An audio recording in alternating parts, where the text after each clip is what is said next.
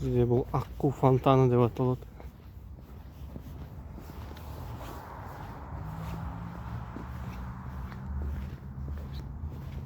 Жазда фонтан ойнап, музыкамен етем ба? Жоқ, музыка ойнамайды. Фонтан.